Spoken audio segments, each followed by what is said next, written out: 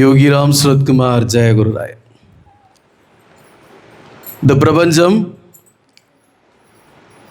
லட்சம் கோடி ஆண்டுகளாக இயங்கிக் கொண்டிருக்கிறது. இன்னும் லட்சம் கோடி ஆண்டுகள் இயங்கும். இது எல்லாமல்ல, இறைவன் ப்ரீலோடட் அமைப்பு. இது ஆல்ரெடி ப்ரீலோடட். எப்படி ஒரு மனிதனை ப்ரீலோட் பண்ணி பகவானுங்க அனுப்பியிருக்கிறாரோ, அவர் ப்ரீலோட் பண்ணியிருக்கிறத தவிர்த்து நீங்கள் ஒன்றுமே இங்கே பண்ண முடியாது. அவர் நீங்கள் எத்தனை பருக்க கடைசியாக சாப்பிடணுங்கிறது வரைக்கும் அவர் தீர்மானித்து தாங்க அனுப்பியிருக்கிறார். நீங்கள் எத்தனை ஸ்டெப்பு நடக்கணுங்கிறதையும் அவர் தீர்மானித்து தான் அனுப்பியிருக்கிறார். எத்தனை மூச்சு விடணுங்கிறதையும் அவர் தீர்மானித்து தாங்க அனுப்பியிருக்கிறார். அதை மீறி நீ ஒரு மூச்சு எக்ஸ்ட்ரா விடவும் முடியாது, ஒரு பருக்க எக்ஸ்ட்ரா சாப்பிடவும் முடியாது.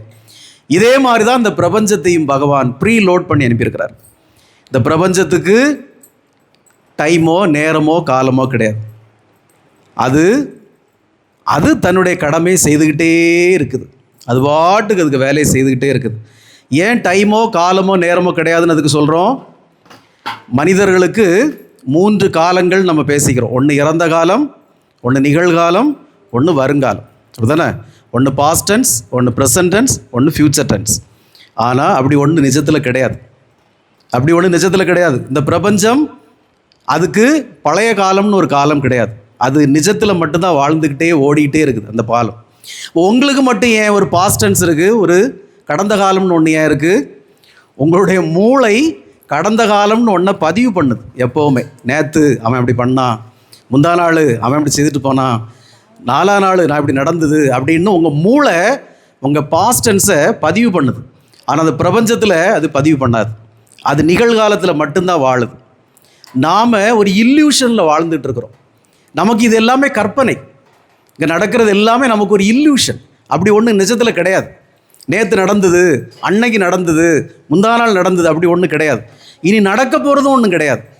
இப்போ என்ன நடக்குதோ அதுதான் நிஜம். பாக்கி எல்லாமே நம்முடைய இல்யூஷன்ஸ்னு சொல்லுது. உங்களால் ஒரு க்ஷண நேரத்தை கூட க்ரியேட் பண்ண முடியாது.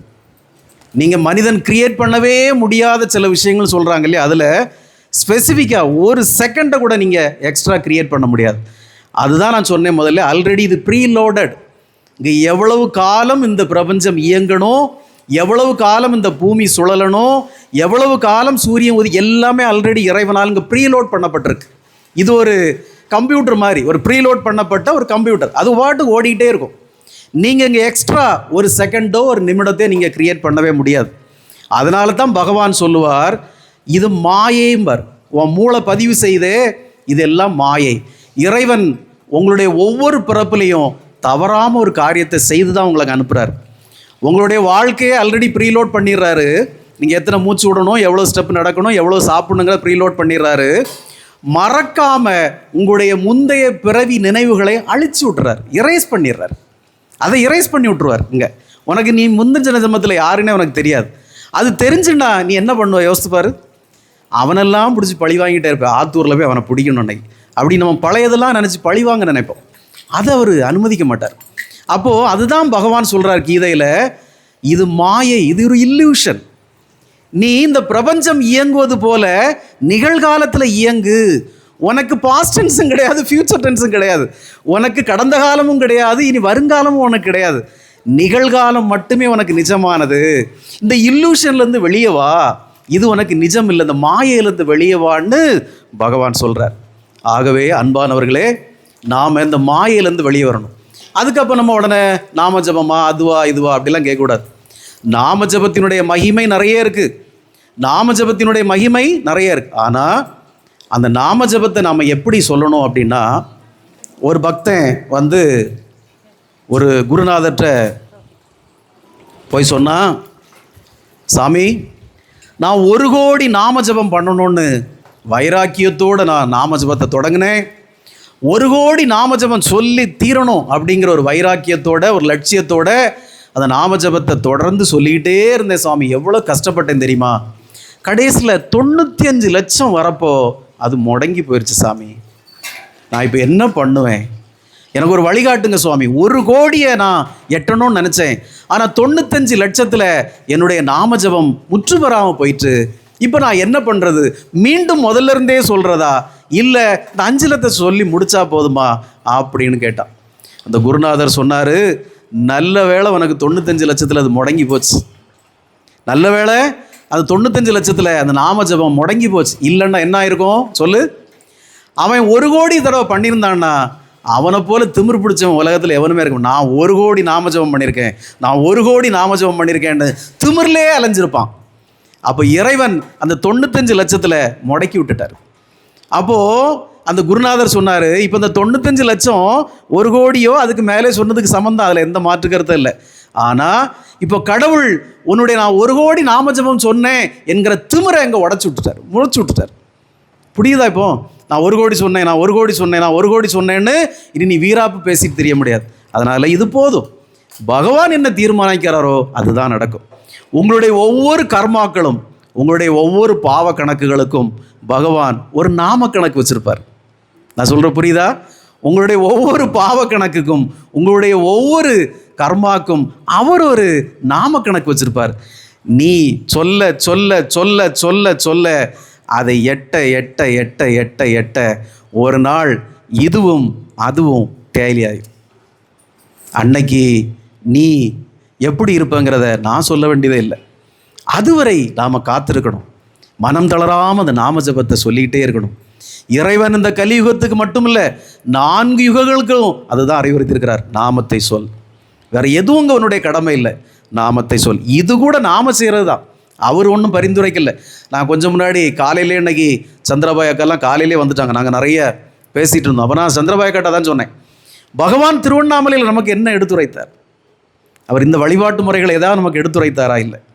அந்த திருவண்ணாமலை ஆசிரமத்தில் நடுவில் நிற்கிற அந்த 7 அடி கம்பீர விக்கிரகத்துக்கு கூட பகவான் யோகி ராம் சுரத்குமார் கடைசி காலத்தில் அருப்புக்கோட்டை சந்திரசேகருடைய பையன் பார்த்திபங்கிட்ட, இந்த பிச்சைக்காரரு இந்த பாதத்தை தொட முடியுமான்னு கேட்டார். ஏன்னா சாமி இறங்கி நடக்க முடியாத நிலையில் இருக்கிறார். அந்த பார்த்திபன் ஐயா வந்து சொன்னார், அதுக்கு என்ன பகவான், தாராளமாக தொடலாம். நான் இதை அந்த தள்ளு வண்டியை கொஞ்சம் சரித்து பிடிக்கிறேன், உங்களையும் பிடிச்சிக்கிறேன், தாங்கிக்கிறேன், நீங்கள் தைரியமாக தொடுங்க பகவான் அப்படின்னார். அந்த திருவண்ணாமலை ஆசிரமத்தில் நட்ட நடுவில் நிற்கிற அந்த கம்பீர விக்கிரகத்தை பகவான் அந்த பாதத்தை தொட்டு வணங்கினார். கூட நின்ன மணிகிட்ட வெளியே இருந்து கொஞ்சம் புஷ்பங்கள் கிடைக்குமா, எனக்கு பூக்கள் கிடைக்குமான்னு கேட்டார். இந்த பூக்களை கொண்டு கொடுத்ததும் அந்த பூக்களை அந்த திருவடிகளில் போட்டு பகவான் வணங்கினார். இது எதை சொல்கிறார் நமக்கு? நீங்கள் நினைக்கிற பிச்சைக்காரன் இந்த யோகி ராம் சுரத்குமார் இவன் அல்ல.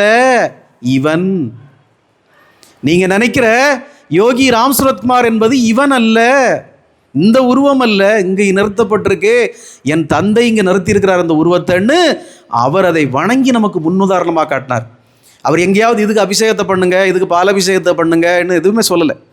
அந்த திருவுருவத்தை, அந்த விக்கிரகத்தை நிறுவுறதுக்கு எல்லாரும் குழுமி இருந்தப்போ மற்ற கோயில்களில் பண்ணுற மாதிரி வைரம், வைடூரியம், தங்கம், தகடு, பிகடு, பித்தளை, செம்பு, இரும்பு, ஆக்கர் எல்லாம் அள்ளி உள்ள போடுன்னு அவர் எதையுமே சொல்லலை. என்ன சொன்னார் பகவான்? எல்லோரும் எழுதியிருக்கிற நாம நோட்டை கொண்டு வாங்கினார். எல்லாரும் கொண்டு குவிச்சாங்க. அங்கே இருக்கிற 1-2 தெரிஞ்ச பக்தர்கள், உன்னோட நாம நோட்டு என்னாச்சு, உன்னோட நாம நோட்டு என்னாச்சுன்னார். சாமி நான் இன்னொரு 3 பக்கம் எழுதணும்னா எடுத்துகிட்டு ஓடி வாடினார். எல்லாரும் கொண்டு கொடுத்தாங்க. எல்லா நாம நோட்டையும் உள்ள தூக்கி போட்டார், சிலையை நிறுவிட்டார். அப்போது பகவான் நமக்கு சொல்கிறது என்ன? நாமம், வேற எதுவுமே இல்லைங்க.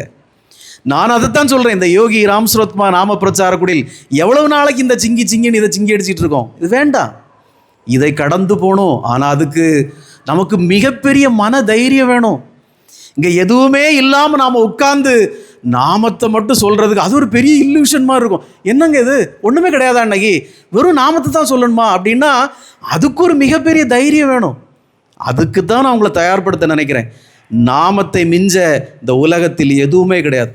அது இந்த உலகம் தோன்றிய நாள் முதல், இந்த பிரபஞ்சம் தோன்றிய நாள் முதல் ராம் ராம் ராம்னு இந்த பிரபஞ்சமே அதை தான் உச்சரிச்சிட்டு இருக்கு. ஆகவே இந்த நாம ஜபத்தின் முக்கியத்துவத்தை தெரிஞ்சுக்கோங்க. நாம ஜபம் தான் நமக்கு முக்கியம், வேற எதுவும் முக்கியம் இல்லை. வேற எல்லாத்தையும் கொஞ்சம் கொஞ்சம் கொஞ்சமாக நாம் விட்டு வெளியே வரணும். காலப்போக்கில் அதுலேருந்து வெளியே வரணும். வந்து நாமத்திற்கு மட்டும்தான் முக்கியத்துவம் கொடுக்கணும். ஆஞ்சநேயரை போல, நம்ம பிரகலாதனை போல, பப்பா ராம்தாஸை போல, யோகி ராம் சுரத்குமாரரை போல, நாரதரை போல நாம ஜபத்திற்கு மட்டும்தான் நாம் முக்கியத்துவம் கொடுக்கணுமே ஒழிய வேற எல்லா வழிபாட்டு முறைகளும் மாயை. வேற எல்லா வழிபாட்டு முறைகளும் மாயை, இல்லூஷன். அது கடந்து போக வேண்டியது. நாமம் மட்டும்தான் நம்மோடு வரக்கூடியது. என்ன என்ன என்ன என்னவோ சொல்கிறீங்க, எங்களுக்கு ஒன்றும் புரியலை. பிசிக்ஸ் கிளாஸில் படித்த மாதிரியே இருக்குது எங்களுக்கு. சரி, யோகி ராம் சுரத்குமார், ஜெய குருராயா.